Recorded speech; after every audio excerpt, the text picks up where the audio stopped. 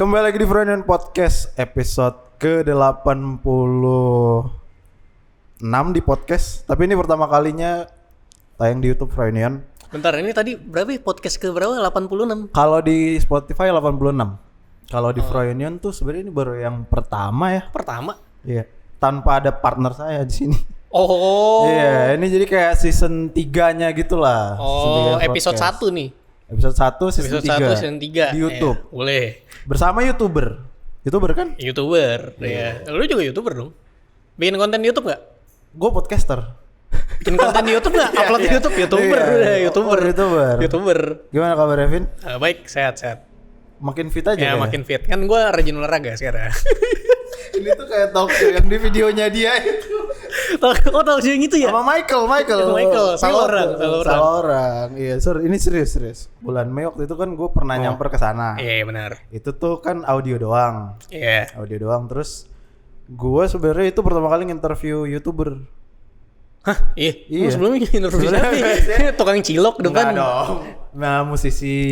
Iya, itu pertama kali gue nginterview YouTuber dan ternyata respon yang gue terima tuh sangat positif. Lu sekarang udah ngejalanin sekitar berapa tahun YouTube? Apa nih? YouTube 2013 kayaknya, 2013. 8 tahun ya? 8 tahun.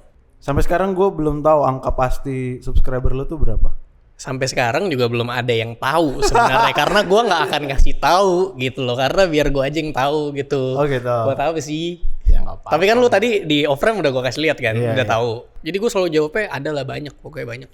Lebih banyak dari lu lah, lu digabungin lu semua, lu yang nonton gue digabungin lebih banyak gue gitu. Lebih banyak dari Freudian lah. Iya, lebih banyak lah. Itu kalau mau disombong-sombongin nih. Iya. Jadi gue sempat ada video gue di YouTube itu merayakan 200.000 subscribers. Itu kayak gue masih kuliah deh. Itu masih rajin-rajin yang nge-YouTube gitu. Terus beberapa tahun kemudian gue ngeliat video itu tuh kayak anjing apaan dah. Ya Apa udah yang gitu. lu Maksudnya gini, lu bikin YouTube. Oke, lu akan mendapatkan subscribers dong kalau lu bikin konten terus. Jadi sudah pasti dong kalau suatu saat angkanya itu akan bertambah terus. Gitu. Satu lama-lama akan jadi 10, 10, 1000, 100.000. Jadi buat apa gue rayakan gitu. Jadi gue kayak ngerasa anjing ngapain nih. Terus yang kedua, kenapa tidak menunjukkan? Karena gini, lu buka YouTube mau nonton, misalkan gue mau nonton Froyo. Gue buka YouTube Froyo, gue cari videonya, gue tonton. Subscribers lu berapa bukan urusan gue dan gak ngaruh. Iya gak sih? Iya. Dan apalagi kalau misalkan oke, lu nunjukin jumlah subscribers lu nih banyak nih, let's say 12 juta. Tapi kebetulan video yang gue tonton tuh menurut gue jelek banget. Terus kayak apaan nih 12 juta segini doang videonya. Jadi beban dong buat lu. Iya. Itu dia. Angka yang besar tadi itu diafiliasikan sama konten yang mendidik. Itu yang juga lu hindari sebenarnya. Tapi sebenarnya YouTube kan lu nggak harus bikin konten mendidik Sekarang. dari dulu. Dari dulu ya. Iya, masa lu buka YouTube buat lihat rumus matematika, Enggak. rumus PR fisika lu? Tapi kan Iya mungkin ada, Iya. bagus buat dia yang emang lagi nyari, dia butuh dapat kontennya, oke. Iya. Cuman gue buka YouTube buat lihat highlight Valorant fail gitu, funny. Tapi memang dulu ada ininya Pak, ada masanya di mana yang YouTuber itu semacam diwajibkan Untuk bikin konten yang mendidik, Iya, karena lu punya market yang gede, lu harus platform yang mendidik. luas, iya. Iya. Itu yang lu hindari sebenarnya. Tanggung jawab itu sebenarnya. Sebenarnya gue juga pengen ngasih tahu kalau lu bikin konten tuh nggak harus mendidik. Mendidik bukan tugas kita, mendidik tugas para pengajar anjing. Setuju. Iya. Lu jadilah diri lu bikin konten yang emang ya, YouTube kan dulu broadcast yourself. Ya udah lu bikin video tentang lu, hobi-hobi lu, apa yang lu suka, film apa yang terakhir lu tonton, kayak gitu. Sesimpel itu, personal. Iya. Gitu. Jadi ketika ditonton orang juga akan ngerasa, wah, ini dia lagi ngomong sama gue nih. Gitu. Gue meng-approach YouTube sebagai media yang kayak gitu. Berdasarkan obrolan kita berapa kali kan lu gue lihat tipikal orang yang ngelihat let it flow. Ya, Lu lagi pengen bikin apa lu bikin. betul. Ketika membuat konten sekarang level of excitementnya masih sama nggak sama yang dulu? Mungkin sedikit berbeda, cuman level excitementnya karena dulu kan gue lebih rame tuh sama teman-teman sekolah. Nah sekarang kan paling cuma sendiri sama kameramen sama teman mainnya satu gitu. Iya. Cuman kepuasannya tetap sama sih, kayak kepuasan lu setelah selesai skrip, selesai syuting, selesai ngedit, gue ngedit sendiri, terus habis itu dipublish, udah puas aja gitu, enak.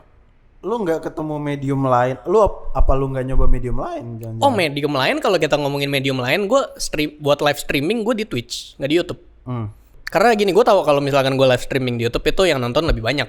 Pasti reach-nya kan udah lebih gede, subscribers-nya lebih gede, followers-nya lebih gede. Tapi gue malas kalau yang nonton gue banyak, tapi nggak ngerti apa yang lagi gue lakukan. Makanya di Twitch juga gue bikin akun gue. Kalau lu pengen nonton, lu harus 18 tahun. Kalau lu pencet yes, lu baru bisa lanjut nonton. Ya kalau lu bohong itu urusan lu. Iya dong. Terus waktu itu gue coba, gue kan udah di community Twitch nih, udah ada penontonnya nih. Terus coba kali ya live di YouTube. Ya, coba besok hari Minggu tuh. Kayak gue udah bilang deh. Iya kan hari Minggu gue lagi main, tiba-tiba ada kak nggak gereja. Ya enggak lah, goblok, gue lagi main. Lu nggak lihat gue lagi streaming gitu. Sebenarnya sama juga sih di platform apapun, orang-orang kayak gitu tuh pasti akan ada aja gitu. Satu orang bego yang nyempil sendiri tuh ada aja gitu. Kemarin gue live di Twitch ya, main Valorant gitu kan. Valorant tuh ada turnamennya namanya VCT.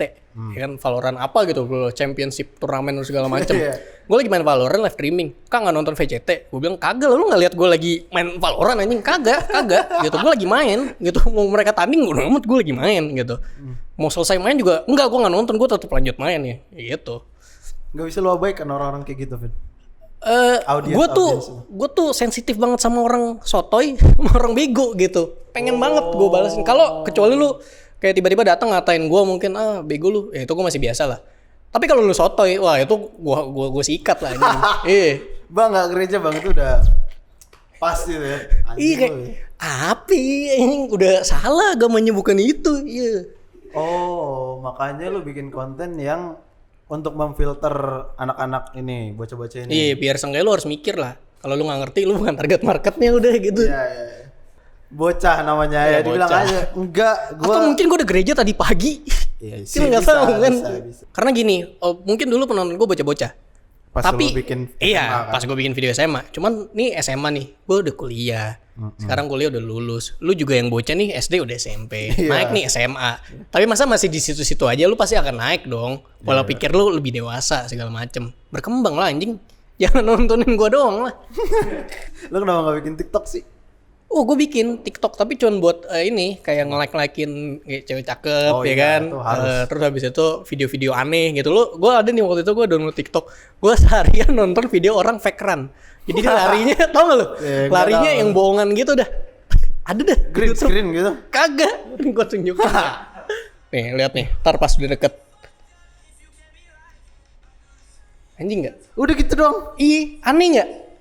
Tapi seru kan? Wah, masalah seru ini beda-beda bro. Ya udah tapi keren loh anjing. Masalah seru ini beda. Lu nonton kan? Terus gue nontonin semuanya anjing. Aduh gitu. Gue kemarin sempat baca-baca, ya memang TikTok itu demografisnya jauh di bawah kita. Tapi reach-nya gede banget. Nggak mau main-main kesana gitu. Sekarang enggak sih. Sekarang nonton aja sih. Lebih seru nonton, Pak. Karena nggak nyaman dengan demografisnya atau treatmentnya atau sama nggak siap sama ininya sih. Ketika misalkan gue bikin video nih, terus kan karena reach-nya gede tiba-tiba ada di mana-mana. Terus lu harus menurunkan level intelektual lu tuh, balas-balasin orang sotoy sama itu kan ribet kan. Nah, gue males tuh after service-nya tuh gue males tuh. After service. Lu bilang tadi medium paling nyaman lo itu nulis. Betul. Skrip termasuk. Iya. Sampai sekarang lo masih nulis skrip? Masih. Video yang di YouTube itu semua ada skripnya tuh? Kalau video yang channel pertama ada. Kalau video channel kedua mainly cuman poin-poinnya aja. Sampai sekarang masih nulis? Sampai sekarang masih nulis. Bahkan gue juga nulis di HP. Jadi kalau misalkan gue lagi males duduk sambil ngetik di keyboard gitu kan, ya udah gue sambil tiduran, idenya jalan nih, gue sambil nulis. Kayak ini, gue tunjukin nih salah satu ide video cuci tangan. Itu skripnya tuh dari awal sampai akhir. Anjing. Gue tulis. Dan idenya segala macem titik gitu ya bener tuh. Iya. Terus ada lagi video yang cuci tangan kan pendek videonya. Wah tapi skripnya seperti ini. Kan gue monolog. Ya kan video cuci tangan monolog. Ya. Terus ada lo tau video gue yang time travel yang panjang. Nah ini ada dialog-dialognya. Anjing. Ya. Jadi ini ada K1, K2, K3. Jadi kan gue berperan sebagai diri sendiri. Jadi Kevin 1, Kevin 2, Kevin 3 gitu. Gue tulis di HP. Kenapa harus ditulis? Karena kalau nggak ditulis kayak gini nih, ini kan tidak scripted nih.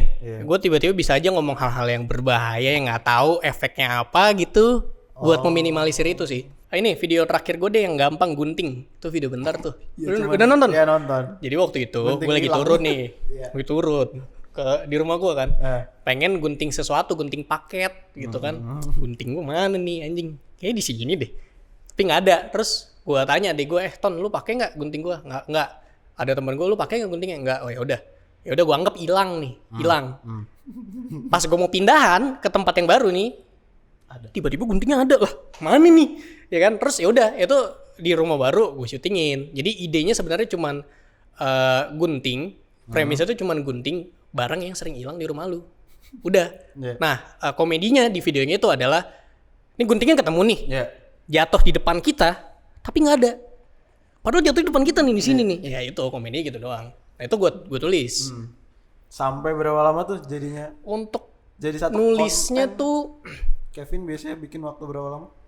ya kalau sama mikir-mikirnya 1-2 hari lah. Kalau nulisnya ya, habis itu syutingnya cuman bertiga cuman 3-4 jam. 3-4 jam ngeditnya itu lama. Ngeditnya bisa sampai 4-5 jam. Karena sendiri. Karena sendiri. Gue harus masukin semua videonya yang udah di tag, masukin, benerin audionya segala macam sendiri. Capek sih. Bikin thumbnail, nulis deskripsi, caption, teks segala macam. Lihat siapa yang nulis deskripsi terus coba. Siapa aja yang bantuin videonya. Terus habis itu ada ya deskripsi. Gue selalu biasa di yang paling atas tuh cuman kayak deskripsi singkat aja. Deskripsi singkat. Misalkan kalau ada video sponsor ya pesan-pesan sponsor, ya baru habis itu yang bantuin videonya siapa aja, lagunya, kreditnya siapa aja, udah. Terus baru template yang sosmed itu. Lu yang sudah lumayan lama ini gimana menurut lu YouTube yang pas lu baru mulai sama yang baru-baru ini gimana? Perbedaan paling signifikan apa? Community mungkin. Community. Jadi dulu tuh pas masih mulai community belum ada. Terus sampai udah makin lama makin gede tuh baru ada tuh di manage kreator-kreator Indo, ada acara-acara YouTube lah, YouTube Happy Hour segala macem. Nah itu tuh masih seneng gitu datang ke event itu, ketemu mingle gitu kan, networking sama orang-orang lain, terus kayak oh iya. Tapi kalau sekarang mau dilakukan lagi kayak gitu, itu kayak wah nggak bisa lah pak. Pertama kreatornya kebanyakan dan wide banget nih variasi kontennya. Ya kan lu tiba-tiba ketemu sama creator yang makan cacing ya, gue nggak tahu nih, gue ngasal ngomong ya, makan cacing atau apa gitu, random banget kan. Nggak tahu ada atau enggak, maksudnya random banget gitu, lu mau ngobrol apa kayak, halo kak, gue nonton konten lu yang makan cacing keren dah, gitu. Kayak nggak bisa gitu kayak. Itu lu. Oh itu Miko. Enggak, gue ngasal anjing ngomongnya. Ya udah apalah, lu makan, ya udah. Kan lu bingung kan mau ngomong apa sama orang yang makan cacing? Iya juga. Iya kan. Bagus gitu. Iya, maksudnya ya itu salah satu perbedaannya sih. Nah, terus gue mulai menyadari itu, wah udah nggak asik nih, kayak ya udahlah kita bikin konten aja gitu. Udah, gue udah nggak ikutan komunitasnya lagi. Ada nggak yang approach lo? Bang, approach ada sih, approach ada. Banyak juga yang kayak baru mulai tapi kayak apa nih ngajaknya kayak gini, template-nya. Ngajak podcast. Ngajak podcast. Mau ngomongin apa? Ya ini ngomongin gak jelas. Ya kan kita kenal. Iya. Ada mutualnya gitu kan. Ada Panggayo di sana. Yoi. Yang paling aneh yang pernah nge-approach lu kayak gimana sih? DM ngajak collab. Ya. Tapi ke temen gue bilang sampein dong ke Kevin, gue pengen collab. Berarti masih satu circle kan berarti? Enggak, justru dia juga tahu doang temen gue. Dia mungkin ngerasa kayaknya kalau gue DM-nya ke sini followersnya lebih dikit nih, lebih dibaca nih. Terus dia bisa ngasih tau ke gue, nyampe pesannya ke gue. Tapi ya nggak gitu dong. Kalau lu mau ngajak collab gue, ke gue kan ngomongnya. Ngomong langsung ya. Iya. Kecuali lu nggak ada kontaknya, lu lewat Miko. Iya. Nah ini kan maksudnya dia juga DM Instagram ke temen gue. Lah kan gue juga ada Instagram. Kenapa nggak langsung gitu? Iya kan gue tolak juga. Dan kalaupun langsung, kan gue tolak juga langsung. Kalaupun langsung ditolak juga. Iya. Jadi yang benar gimana sih misalnya? Gini, paling gampang ya ini cara ngirim email sih sebenarnya. Lu mau sapa, halo, selamat pagi, segala macam. Perkenalkan diri lu siapa, lu tahu gue dari mana, lu pengen apa, penutup, kelar. Simple kan? Tapi masih banyak yang nggak bisa nulis email yang baik dan benar. Itu. Gue ini nih yang pas ngangkat anak magang, itu kan submissionnya by email segala macam tuh. Terus gue bikin video tentang magangnya pas sama anak magangnya yang udah keterima. Kita jelasin tentang cara ngirim email yang baik dan benar. Kayak gue bilang kayak Ya kalau udah dari awal udah nggak bener, gue langsung buang ke tong sampah dong, langsung gue empty trash gitu kan. Terus ada yang bilang, wih hati-hati bro, ini terlalu sensitif. Apa lu ngerasa nulis email lu salah, makanya lu tersinggung? Maksudnya itu gue ngomong hal yang bener gitu. Sebenarnya nggak cuman ke gue, tapi ke semua orang yang pengen lu approach. Semua orang. Iyalah ke semua orang, nggak cuman ke gue. Lu harus pakai cara kayak gini. Sama kayak waktu itu gue dikenalin sama Vin, lu kan suka bola nih. Yeah. Gue ada temen nih, dia punya toko gini-gini, dia pengen ngajak bikin crossbar challenge, mau nggak? Sikat. Gitu. Jadi kalau misalnya, bang, gue punya, gue bisa ngeliat setan nih, main ke channel gue dong. Nggak mau. Ini ngapain ini? Oh berarti ininya minatnya harus sama juga. Iya. Visi. Terus pasti kan gue cek dulu dong portofolionya. Iya, Gue lihat iya, dulu, oh ini orang oke lah. Lu tuh pernah bikin meet and greet gak sih? Bukan meet and greet, meet up. Namanya meet up. Kalau meet up ketemuan, meet and greet lu jadi artis. Oh. Gitu. Gue meet up waktu itu. Ngapain sih? Untung dari 2015 gue udah meet up, bukan meet and greet. Enggak sekarang ini ya? Enggak sekarang ini. Apa bedanya? Pandemi coy sekarang gimana nih? 2019. Kalau yang ngadain meet up itu karena emang banyak waktu itu yang nonton kan. Terus kayak gua sama teman-teman gue kita ketemuan kali ya, ngobrol langsung, seru kali ya. Terus ya kita ngadain meet up-nya juga di tempat umum, Monas, dan nggak ada bayaran segala macem. Jadi acaranya ya udah lu kalau mau ketemu gua datang kayak gua ladenin gitu foto segala macem. Tapi ya kita nggak nyediain apapun gitu, kita ngasih hadiah segala nggak ada. Itu cuma acara ketemuan doang.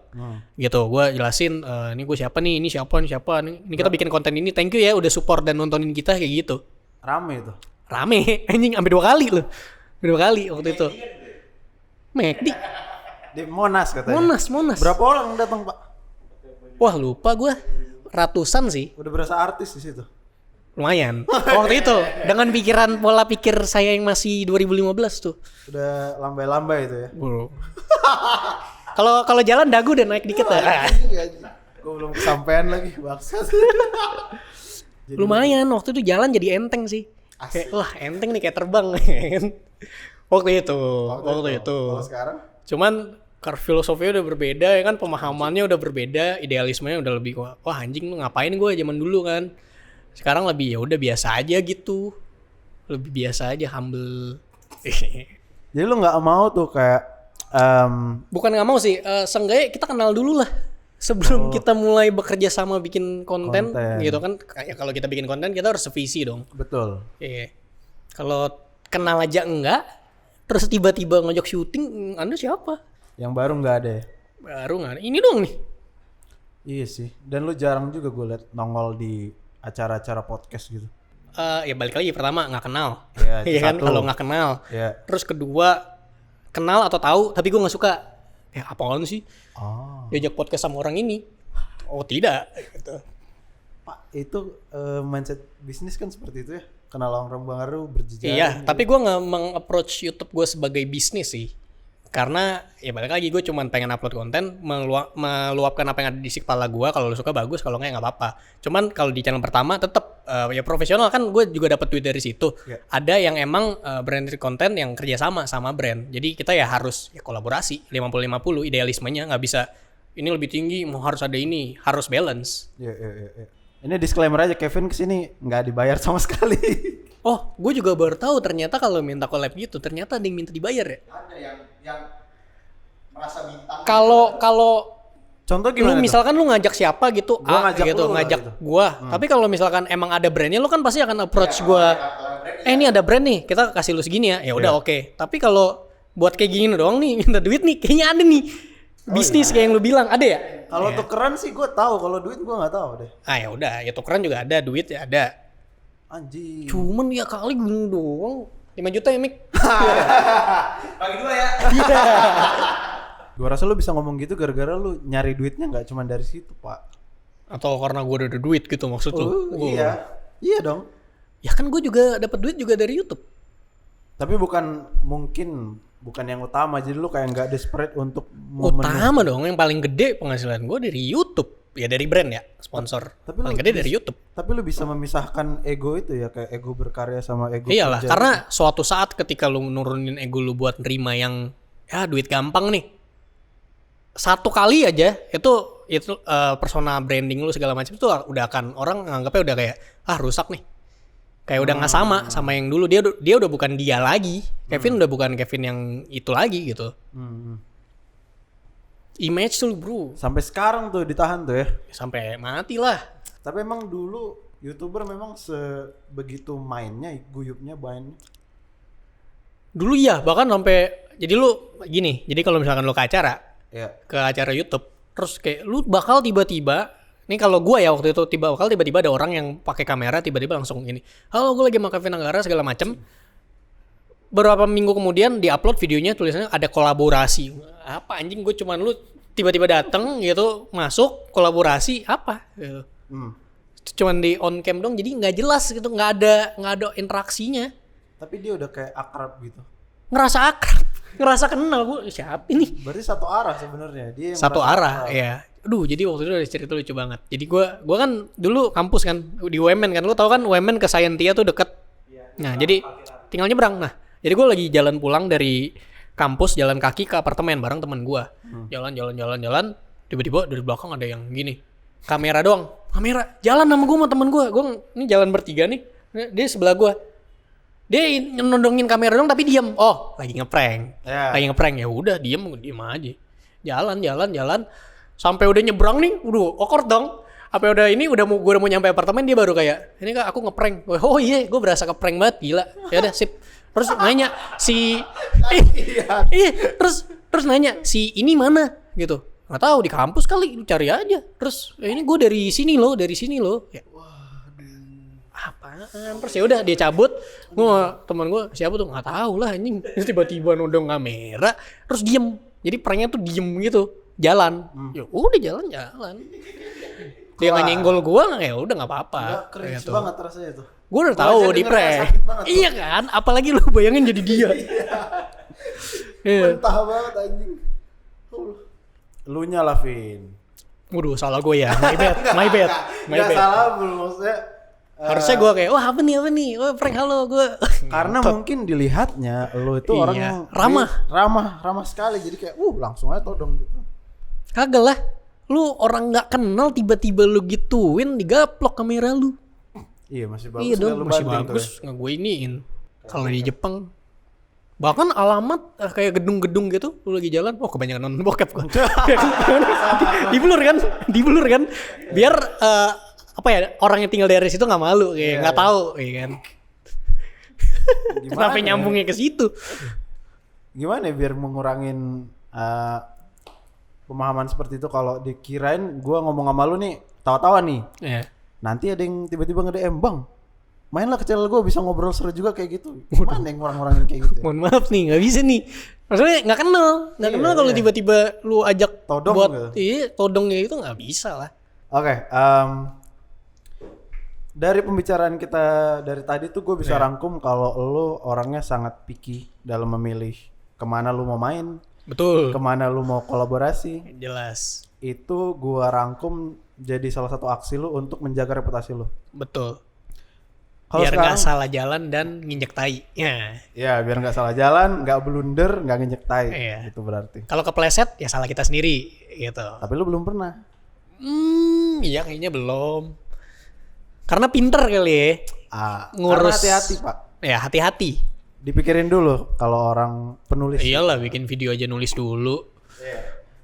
Kalau misalnya ditanya keluarga lu sampai sekarang bilangnya YouTuber.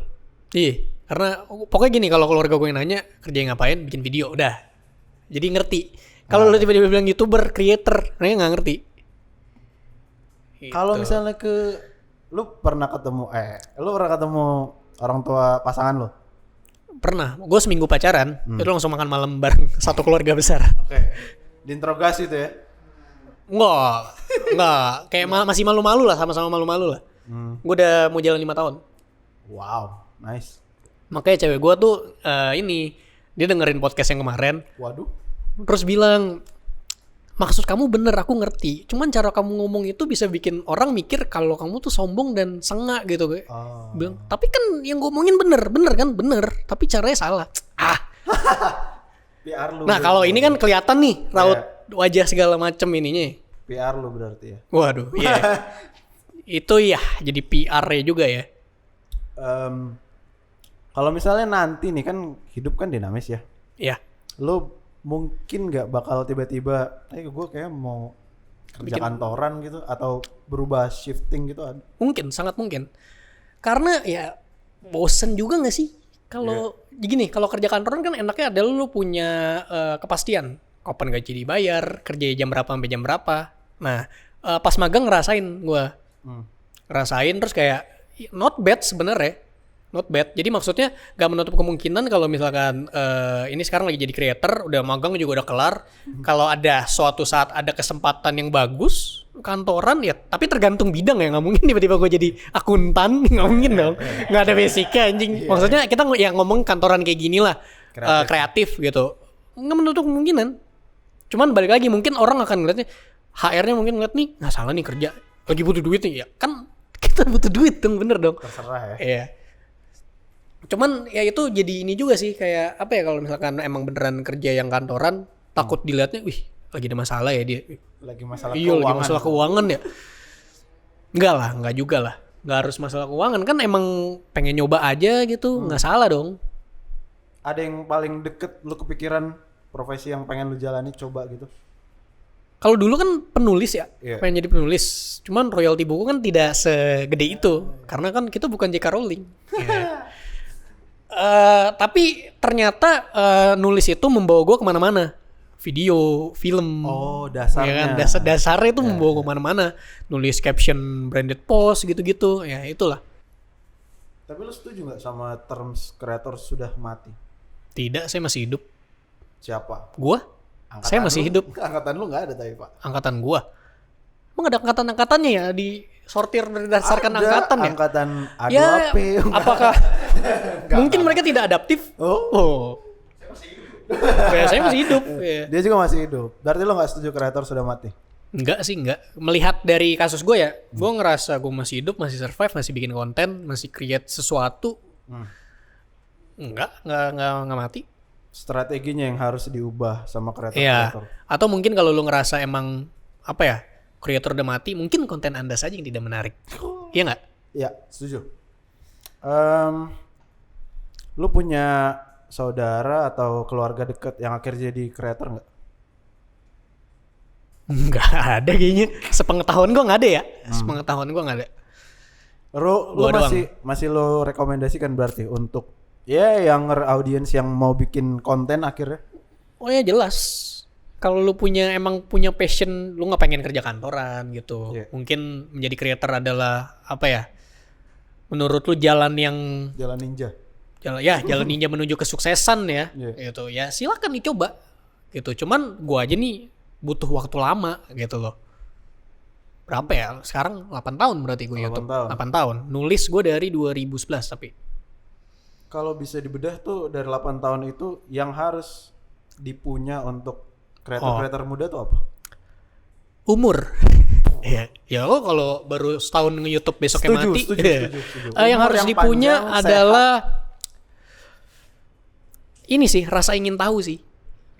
Rasa ingin tahu yang tinggi. Jadi lu harus ngerasa lu tuh nggak pintar, lu tuh bodoh. Bodoh ya, bukan bego ya. Kalau bodoh tuh lu berarti pengetahuan lu kurang. Kalau bego tuh lu nggak tahu tempat gitu, nggak sopan, ya kan? Tiba-tiba gue keplak kepala lu gitu, bego, ya kan? Bukan bodoh. Ya kayak gitu sih.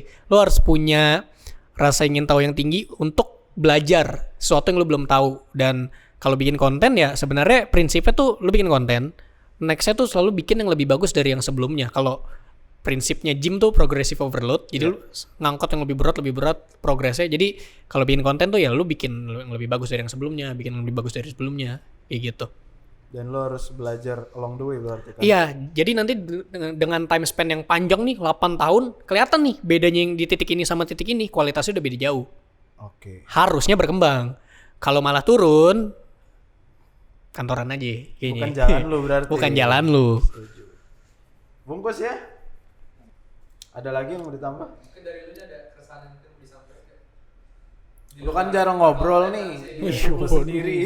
Iya ya. Lu sendiri lu jarang beropini, Pak. Iya, cuman baca-baca. Soalnya kalau gue beropini, apa sih yang lu takutkan dari lu beropini? Gua rasa orang yang bisa mendefend debat ya bisa. Iya, terus kenapa takut? Ntar mereka mengira gue sombong. Enggak penting kayak gitu. Enggak lah, ntar dikira galak, dikira ini. Enggak lah. Lu nggak apa-apa nih ngomong-ngomong. Jangan yang tadi. Lu nggak apa-apa ngomong-ngomong soal kreator ini apa, fuck this shit yang lain-lain nggak apa-apa. Oh nggak apa-apa Kalau yang di tadi. channel lu enggak. Iya. Paham. Iya. Setuju. Baik. Karena itu kan obrolan-obrolan off cam. Ya yang tadi. Iya kan? Ini juga banyak yang Buat apa sih kayak gue bikin konten spesifik buat ngata-ngatain ini gitu, topik ini, semua orang orang kayak gitu ini. sekarang, bro. Oh iya. Saya lebih memilih podcast tidak. Ada podcast yang lebih dulu dihubungin daripada press sekarang. Oh. Iya, daripada press release, mendingan ke podcast aja lah gitu. Iya, saya tidak mau ada di wadah seperti itu. Karena Oke, kita menghirup oksigen yang sama. Itu kita nggak bisa memilih. Tapi untuk berada di wadah yang seperti itu, kita bisa memilih. Lu pengen di satu wadah sama orang yang seperti itu? Atau tidak? Enggak kan? Ya udah. Anjing keren ya closingnya. Minum. Waduh.